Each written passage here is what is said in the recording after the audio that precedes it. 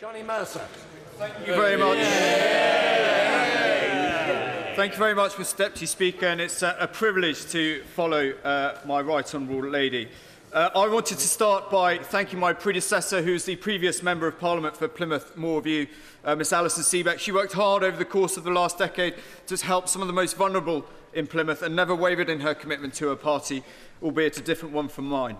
Mr. Deputy Speaker, the great city of Plymouth, which I'm here to represent, has a history and a stature to rival our nation's capital. Some of our country's defining moments have occurred in the jewel of the southwest that is Plymouth. It has a recent character defined in some of the darkest days of conflicts that have dominated the previous century.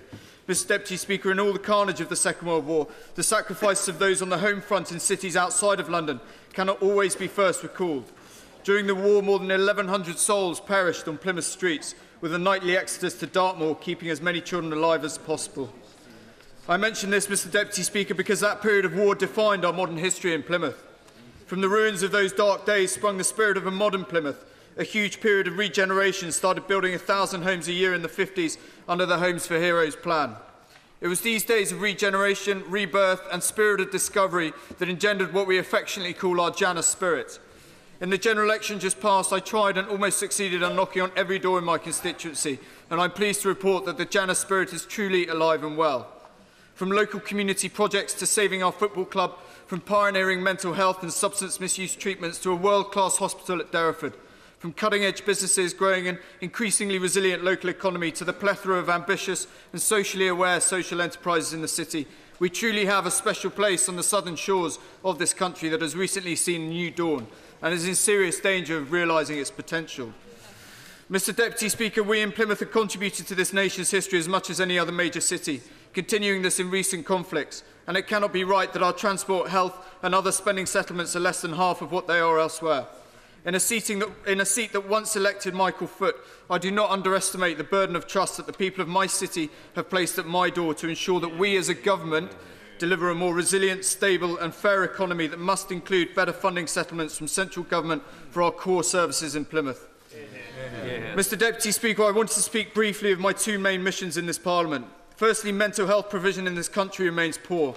There are some extremely dogged and determined characters who fight night and day to improve the services offered to those who struggle with mental health problems, often those who cannot shout for themselves or who suffer in silence because of the ridiculous stigma placed upon mental health. Mr. Deputy Speaker, that stigma ends in this Parliament. It is not good enough to have sympathy, empathy even, or simply to understand these issues when it affects someone close to us.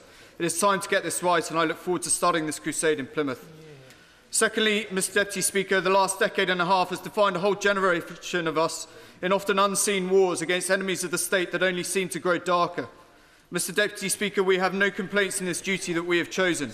It formed many of us, and indeed it made many of us who we are today.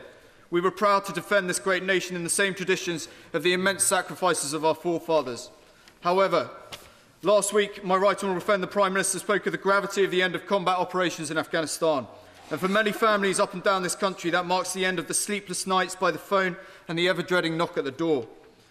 But, Mr. Deputy Speaker, I'm sorry to report there remains a great stain on this nation of ours when it comes to conflict.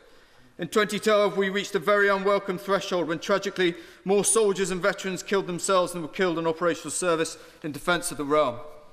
It goes without saying that there are some genuine heroes in our communities and charities up and down this land that work tirelessly night and day to look after and assist those who have found returning to a peaceful life the biggest challenge of all. And a great deal of these veterans are not only from Afghanistan.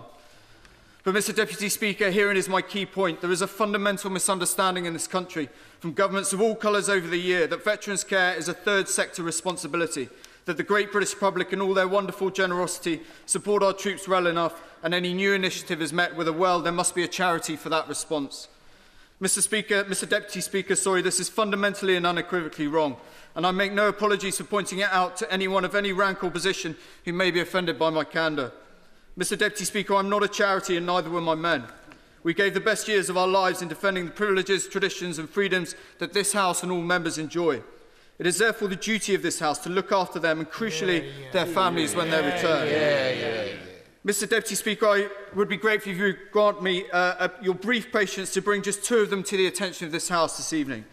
Lance Sergeant Diane Collins of the Welsh Guards was typical of the soldiers I was privileged to command in my tours of Afghanistan. and his story had a profound effect on me. I would implore members of this House to look him up before they go to bed tonight and read his story.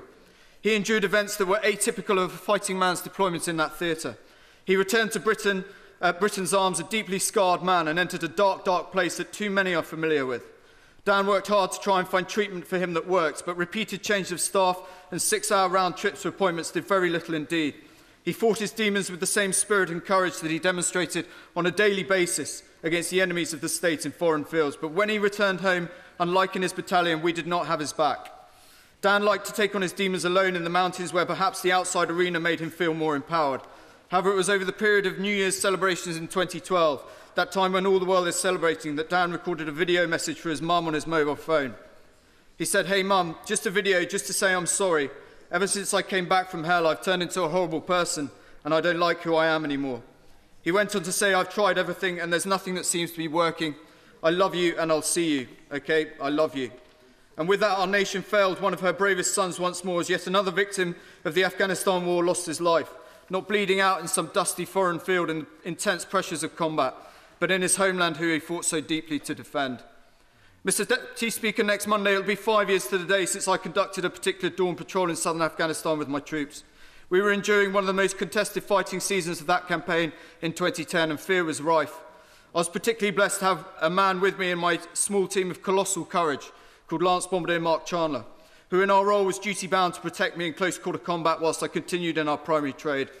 Mr. Speaker, whilst in this country most were still in a morning slumber, we closed in on an enemy position, and in an intense close quarter gunfight, Mark was shot in the face next to me and died in my arms. But in the 5 years since, I've become intimately familiar with another quiet yet very stoical group of casualties of this country's war. Mike and Ann Chandler, Mark's parents, like parents, wives, sisters and brothers up and down this land, now endure a daily sacrifice. Mr. Deputy Speaker, it is very difficult for those of us who have not experienced it to truly grasp the bottomless well of grief of losing a child, husband, brother or sister in war as a result of a grave decision made in this House. Theirs, Mr. Deputy Speaker, is the greatest sacrifice on the altar of this nation's continuing freedom, and it is a price that is paid daily. For many families up and down this land, it is indeed at the every going down of the sun and every morning that we remember them. So, Mr. Deputy Speaker, I come here unapologetically to improve the plight of veterans and their families. This last government under this Prime Minister did more than any before it in this cause, but there is still some way to go. Mr. Speaker, it is a deep privilege to come to this House with the hopes of tens of thousands of Plymouthians, and I do not underestimate the duty that is incumbent upon me in the years ahead. I cannot promise anything but noble endeavour, relentless positivity and abounding sense of duty to look after those who, through no fault of their own, find themselves on the fringes of society and life in interminable struggle. I look forward to the challenge. Thank you, Mr. Deputy Speaker. Yeah.